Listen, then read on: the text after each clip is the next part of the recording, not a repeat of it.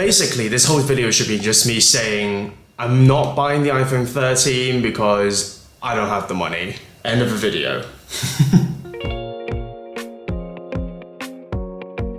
Hi there, this is Clem from Future Reference, and if you're watching this video, most probably you have seen the new iPhone 13 announced at Apple's California streaming event. Now, I think a lot of people are not that hyped about the iPhone 13, and to me, the iPhone 13 is the perfect demonstration of how to make a great phone without being exciting at all. Now, as I've said, it's clear that I'm not going to splurge on the iPhone 13 because I'm saving money for the Apple Watch Series 7, which we have no idea when it's going to be launched, and that's another issue. We'll talk about it in another video. But now I'd like to talk exclusively about the iPhone 13 and whether you should think about upgrading. And the short answer is probably not.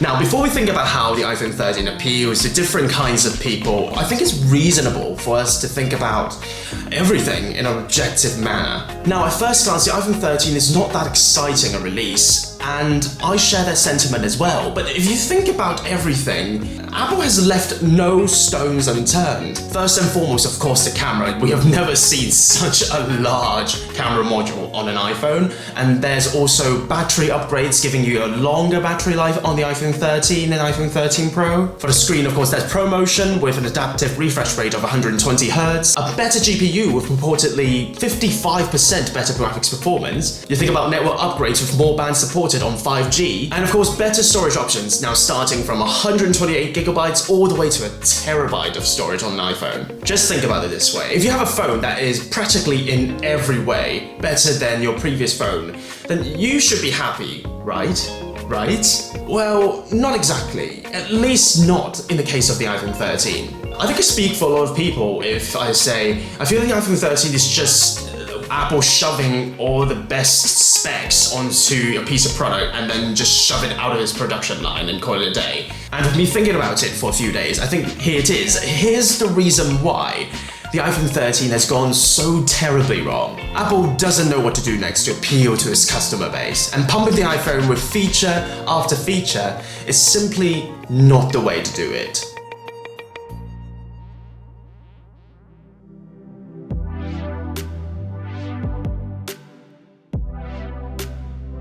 Now, if we take a step back and think about everything that's new about the iPhone 13 or the Mini or the Pro or the Pro Max, then we can categorize all the new features into two major types. The first type includes features geared towards professionals and tech enthusiasts, and the second type is about playing catch-up with the competition. Now, the two headlining features are, of course, firstly, the cinematic mode, which is available on all the iPhone 13 models, and also ProRes video, which is only available on the Pro and Pro Max. Now, if you've watched Apple's demos about the cinematic mode, you know what? The concept's really quite cool. It can automatically change the focus based on who's looking directly at the camera, or you can change the focus after you've actually filmed the whole video. You can change it post-production. But I can absolutely assure you that cinematic mode is one of those features that when you buy the new iPhone 13, you'll play with it for a week, at most 2 weeks, okay? And afterwards, you will completely forget about. You will definitely not use cinematic mode like all that often unless you are an art student and you need to film like movies like every semester, or if you are making home movies all the time, which I find absolutely narcissistic. Which brings me to ProRes video. There's no doubt that 9 out of 10 people who will own an iPhone 13 Pro or an iPhone 13 Pro Max will never enable ProRes video. And by extension, we can also talk about photographic styles on the iPhone 13 models. And you know what? As a person who likes taking photographs but not a complete professional with like DSLRs and stuff, I can really see myself appreciate having photographic styles on my iPhone. But in the grand scheme of things, it's just so minor of a feature. I'm not going to upgrade my phone just to get photographic styles on my iPhone. And I think that's going to be the case for a lot of people. Like, a lot of these features sounds tantalizing, something you want to get your hands on, but in terms of day-to-day usage, you wouldn't really use these features all that often. You're much better off go into an Apple store and get your hands on the iPhone 13. Don't even spend a single penny just to try out these new features.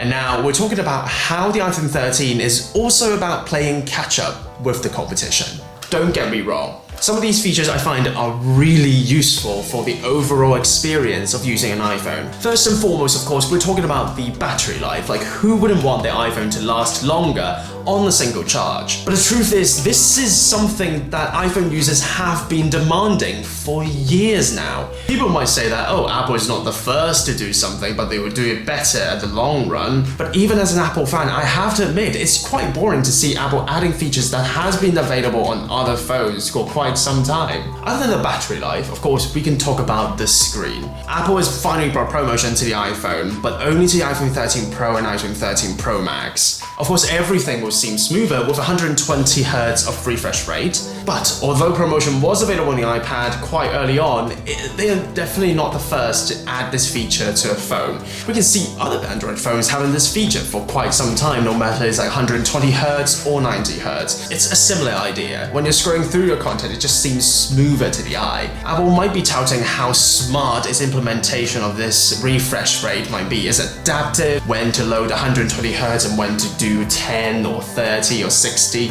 They're being all smart about this technology. But for someone who's not like me, for someone who doesn't know anything about technology, Apple is just playing catch up with other Android competitors. And I think what's even funnier is that I don't even think that many people, like non-tech savvy people, will be able to tell between a 60 Hz screen and a 120 Hz screen. And I think it's almost a wasted opportunity to invest so much energy on some feature that is not necessarily noticeable on the customer's end. Meanwhile, in my opinion, the iPhone 13 is missing some key features that are able to make it more future-proof than previous phones. And one key feature is about 5G. Apple has touted how they've included more bands for 5G on the iPhone 13. But hilariously, millimeter wave 5G is only available on iPhone 13 in the US, just in the US. It's not available in any other markets, which is really annoying because many metropolitan areas around the world have started implementing millimeter wave 5G,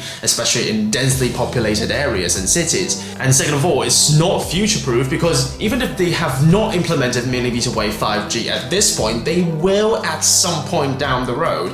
And I don't know what Apple is expecting. Are they expecting people to buy a brand new iPhone down the road just to enjoy millimeter wave 5G in the future? What we're seeing here with the iPhone 13 is just Apple frantically trying to shove new features into the iPhone 13 without actually realizing what they can really do to appeal to their customer base. On one end, we see Apple trying to play catch-up with features that have been available with other manufacturers for quite some time. Whether that is a very essential feature like a longer battery life, or one that is not necessarily noticeable like ProMotion on the iPhone 13 Pro and 13 Pro Max. On the other hand, Apple has invested a lot of energy on professional features that not even professionals will use on a daily basis, including cinematic mode and ProRes video. And all the while, failing to future-proof the iPhone 13 with support for millimeter wave 5G in all the areas outside of the US. Great job, Apple. Great job with the iPhone 13. So what's the verdict? Should you consider upgrading your phone to the iPhone 13?